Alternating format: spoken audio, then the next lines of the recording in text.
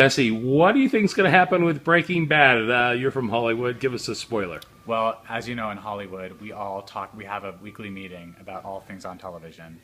So I know the ending to Breaking Bad. I found it out at the meeting, the Hollywood meeting. I heard that it ends with the credits. It ends with the credits, and it ends with it's about. No, I don't know anything about it. I'm just as excited as everyone else. I'm a huge fan of Breaking Bad. We've actually been on our free time riding around Albuquerque looking for Breaking Bad. We were looking for the car wash. We went to Jesse Pinkman's house. We bought some blue meth from the Candy Lady. Yeah. So you're going to take that back to LA and I'm going to sell it on the streets. Make nice, some money. Awesome. Pay for this vacation. Yeah. Well, how about a spoiler alert for the next episode of Modern Family?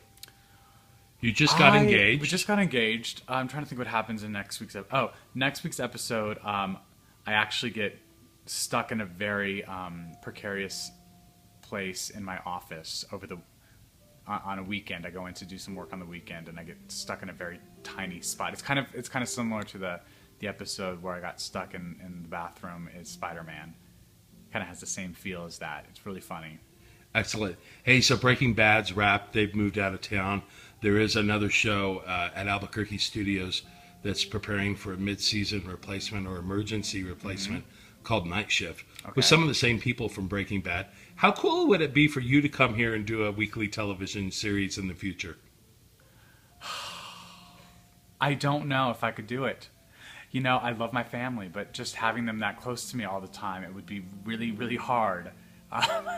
They'd invite me over to dinner every single week.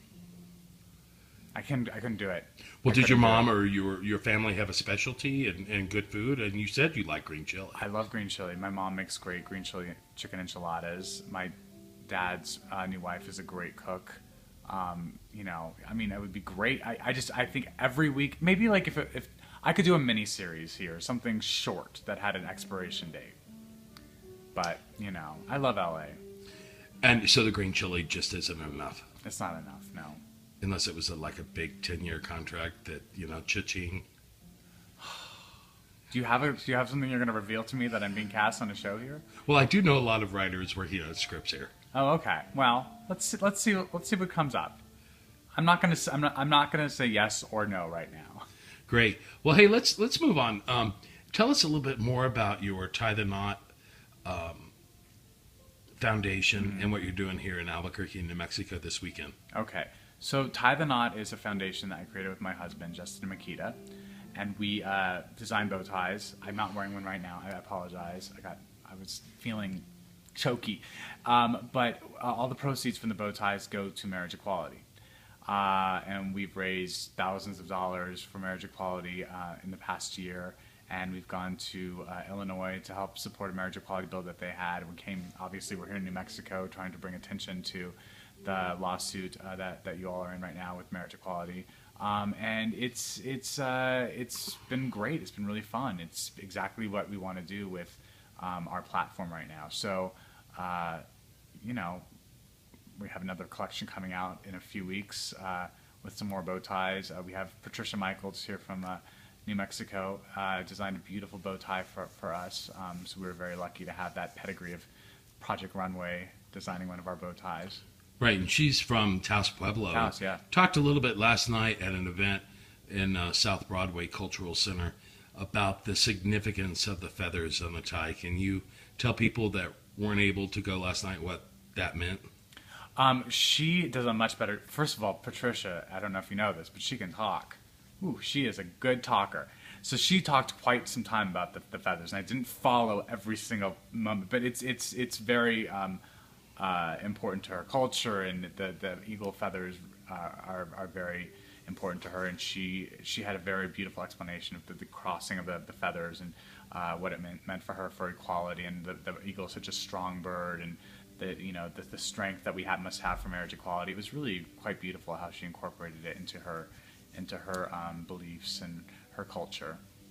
And part of that is about the birds, I guess, mating for life. Mm-hmm. And straight couples that oppose gay marriage have said that gay marriage threatens the sanctity of their marriages. Since you've been in New Mexico, and now that you're gay, how many marriages have you threatened? I always think that, I feel like everyone, that's the most ridiculous thing. I mean, no one's marriage is threatening to anyone else's marriage. That's just as ridiculous as saying straight marriages threaten gay marriages. They really don't. I could care less about anyone's marriage except my own. I feel like people who really believe that just have a lot of extra time on their hands. But I did make a joke last night. I said I feel like gay marriages and gay weddings are the least threatening thing I can even think of. And I thought that'd be a fun theme for a gay wedding. Just, instead of picking a color or a theme, just if the theme could be threatening. I want a really threatening wedding.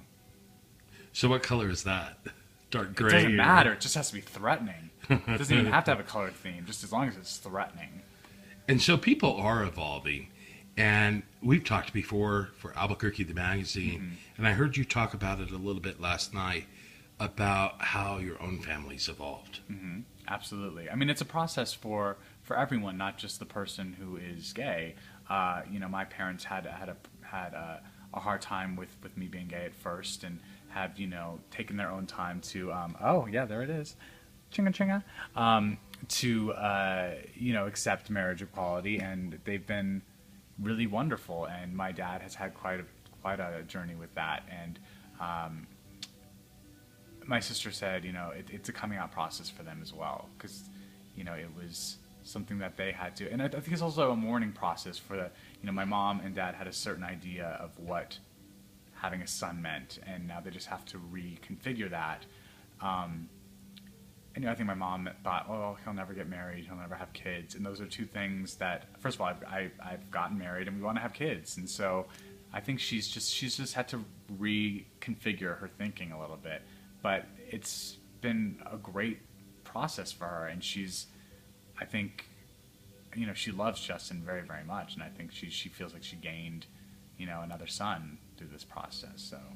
So you spoke a little bit last night about maybe not wanting to come back to Albuquerque because you were living in the shadow of Neil Patrick Harris. You guys are good friends, and I think people here kind of know that. What has he told you about raising his own kids now and that experience? And, of course, you have the experience of the show, although it's fictional. Right. Well, Neil has twins. And the one piece of advice he gave me was twins are really, really, really, really hard to get two babies at once. And so he says, don't do it if you don't have to.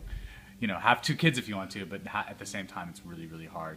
But he's been great. He's a role model to me in a lot of ways. And I love his partner, David, and his kids are amazing. And they are great friends of ours. And as far as the show goes, I have a little bit of experience, with my pretend daughter, but the thing is, at the end of the day, I got to hand her over to someone and go home and, not So do you guys have plans, or are you still on the honeymoon? Oh, yeah, I mean, we in the future, definitely, but we haven't picked a time to start that process yet, So are you also kind of maybe thinking that eventually you want to be up hosting the Emmys, the Tonys, and dancing? I've always wanted to host the Tony Awards. I don't have aspirations. I think Neil really enjoys hosting all those shows. But it seems I get tired just watching him do it. I don't know if I have the energy level that he does, but I do want to do it. I think it'd be fun. I don't want to look like a complete copycat of Neil. He moves to LA, I move to LA. He gets a TV show, I get a TV show. He gets a life partner, I get a life partner. He has babies, but I want babies. I thought that's what everyone was doing in LA. We just all do what Neil does. Yeah. Cool. Well, thank you for spending some time with us today. Thank you. Bye.